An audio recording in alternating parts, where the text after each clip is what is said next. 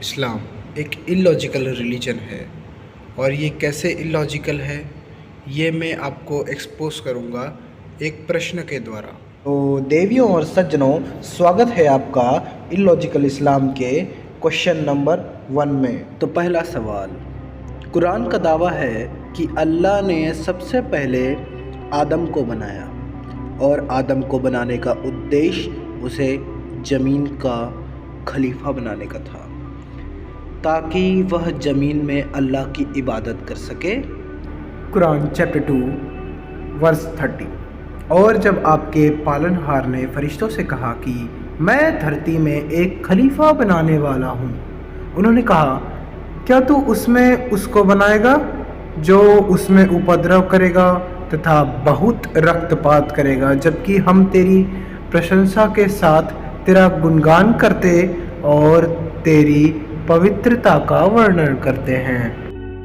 तो इसमें सवाल यह उठता है कि अगर अल्लाह ने आदम को ज़मीन का खलीफा बनाया था और उसको ज़मीन में ही भेजना था, तो अल्लाह ने आदम को ज़मीन में ना भेज करके जन्नत में क्यों भेज दिया? और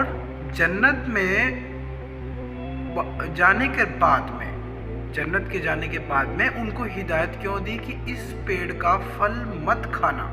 कुरान चैप्टर 2 की 34 वर्स। और हमने कहा, ए आदम, तुम और तुम्हारी पत्नी जन्नत में निवास करो और दोनों उसमें से जहाँ से चाहो वहाँ से आराम करो, बहुयत से खाओ और तुम दोनों इस वृक्ष के करीब न जाना, अन्यथा तुम दोनों अत्याचारियों में से हो जाओगे। तो यहाँ पे सवाल ये उठता है, क्योंकि अल्लाह अगर यह चाहता कि आदम उस पेड़ का फल ना खाए, जिससे खाने के जुर्म में अल्लाह ने आदम को ज़मीन में भेज दिया, तो अल्लाह ने वह पेड़ लगाई ही क्यों? और अगर अल्लाह ने वह पेड़ इसलिए लगाया था कि उसका फल खाकर आदम गुनहगार हो जाए और उसे सज़ा के तौर पर अल्लाह ज़मीन में भेज दे, तो अल्लाह ने आदम को पहले ही ज़मीन में क्यों नहीं भेज दिया? और अगर गुनहगार बनाकर ही भेजना था, तो इसमें सारी रणनीति तो अल्लाह ने खुद बनाई, फिर इब्लीस और आदम गुनहगार कैसे हुए? आदम के किस गुनाह को फिर अल्लाह माफ़ करने का दावा करता है? मुझे ये बताइए।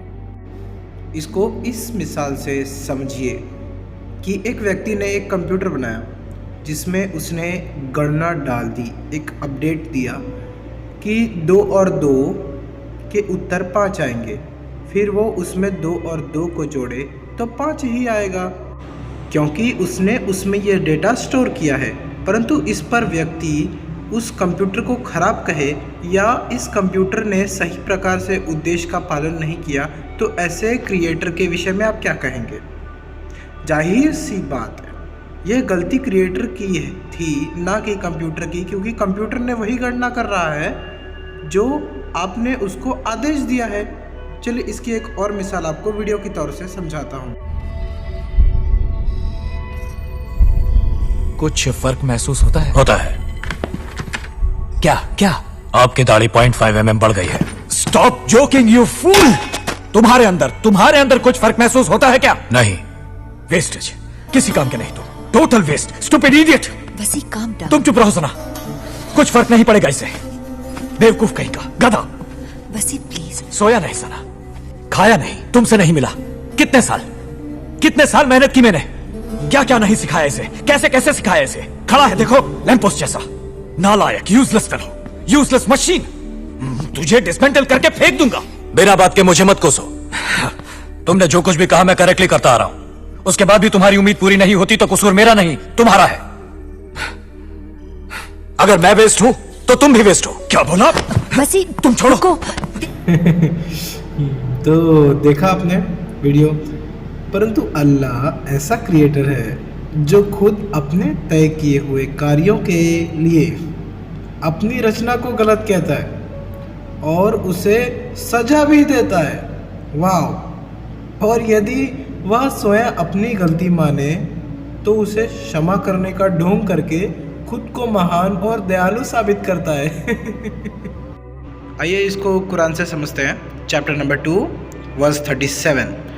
फिर आदम ने अपने पालनहार से कुछ शब्द सीख लिए तो उसने उसकी तौबा कबूल कर ली।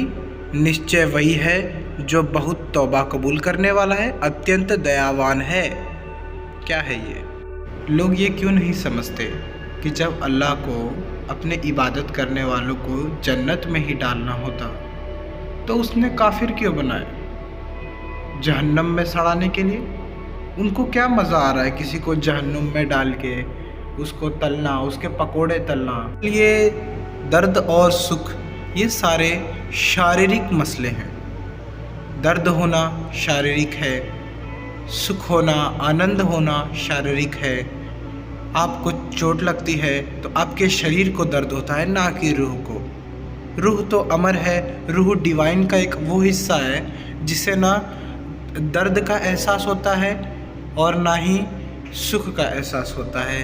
क्यों? क्योंकि उसके पास नर्वस सिस्टम नहीं होता। उसके लिए बॉडी लगती है, नर्वस सिस्टम लगता है।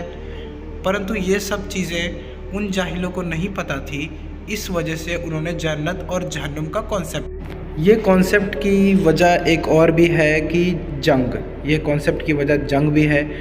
जंग में अगर आप जीतते हैं तो आपको ज़मीन मिलेगी, अगर आप हारते हैं तो आपको जन्नत मिलेगी। लेकिन अगर कोई जंग में लड़ना ही नहीं चाहेगा तो उसे आप कैसे लड़ाएंगे? यही एक रीज़न है कि आप उसे लड़वा सकें कि वो मरेगा तो जन्नत मिलेगी। फिर भी अगर वो नहीं लड़ता किसी कारणवश तो उसे डरा करके जहन्नम की आग जिसे दोज़ख की आग कहते हैं, वो बहुत शक्तिशाली होती है। ये बता करके उसको एक ऐसा डर बता देते हैं जिससे उसका दिमाग अपंग हो जाता है, और इस दिमागी अपंगता का फ़ायदा उठा करके उसे जन्नत की वो रोशनी देते हैं जो झूठी होती है। और उस रोशनी के चक्कर में वो संसार की सारी असलियत को पीछे छोड़ के इसी को सच्चाई मानते रहता है और वो सारी बातें करते रहता है जो कि उसके राजा ने या नबी ने कही होगी। खुद सोचिए, जन्नत और जहन्नुम में वही चीज़ें अवेलेबल है जो पृथ्वी पर अवेलेबल है, बस वहाँ पर थोड़ा फैशनेबल है, यहाँ पर नहीं है उस ज़माने के हिसाब से। तो बेसिकली काम करवाना और करवाने के लिए डराना, यही है जन्नत और जहन्नम का कॉन्सेप्ट। दिस इज़ इस्लाम। आइए अब कुछ कमेंट देख लेते हैं कि पिछले कुछ समय में हमारे हज़रत मोमिन साहब ने किस प्रकार के कमेंट्स किए हैं।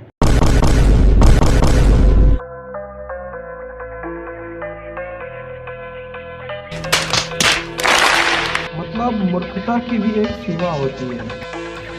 ये कह रहे हैं डॉक्टर भीमराव बाबा साहेब अम्बेडकर जी ने 9 साल की लड़की से शादी की थी।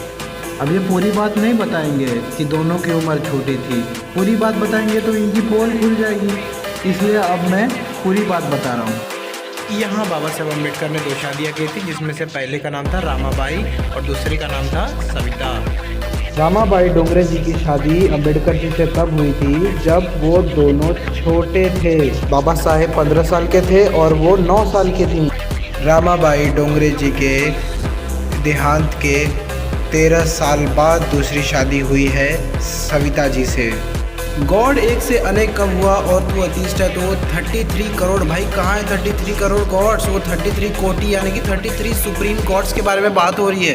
क्यों डिफेंड कर रहा है? तो भाई मैं 33 गॉड्स को डिफेंड नहीं कर रहा हूँ, मुझे डिफेंड करने की ज़रूरत नहीं है। उसका काम हीटेड डिबेट्स का है, आप उनके पास जाइए। ह्यूमैनिटी को करो। ह्यूमैनिटी मतलब क्या है? आपके नज़र में जा कर के अल्लाह अकबर बोल के बॉम्ब फोड़ना, ये ह्यूमैनिटी है? ह्यूमैनिटी का मतलब जो काफिर हैं उनको मारना ह्यूमैनिटी है? ये ह्यूमैनिटी अगर आपके नज़र में है तो हाँ भाई, इस चीज़ को मैंने छोड़ दिया है। ये ह्यूमैनिटी मैं फॉलो नहीं करता। ह्यूमैनिटी मतलब होती है एकता। मैं सबको एक नज़र से ही देखता हूँ। और जो ये आपके फेम वाली बकवास है ना, ये आपके जोकर नालायक पे ज़्यादा सूट होती है, मुझ पर नहीं। भाई मेरे नज़र में आज़ादी ये है कि सबको अपनी सोच, अपनी खुदा को इबादत करने का मौका मिले। सब अपने अपने हिसाब से अपने अपने खुदा की इबादत करें, ना कि ये कहें कि हमारा ही खुदा पूजने के लायक है और बाकी किसी का खुदा पूजने के लायक नहीं है। और ये चीज़ें स्पीकर में ज़ोर ज़ोर से बजाएं, इसे ब्लास्फेमी कहते हैं। यही ब्लास्फेमी से आज़ादी चाहिए भाई। भाई वो खुद मूर्ति बनाते हैं, आपके घर में बम तो नहीं फोड़ते, आपके माँ बहन की इज्जत तो नहीं लूटते हैं, और आपके खुदा को उल्टा सीधा तो नहीं कहते स्पीकर में। के साथ गैर मुस्लिमों के मुशरिकीन वो काफिर हैं, उनको अपनी पाक जगहों पर भी आने न दो, क्योंकि वो नापाक है, नजद है।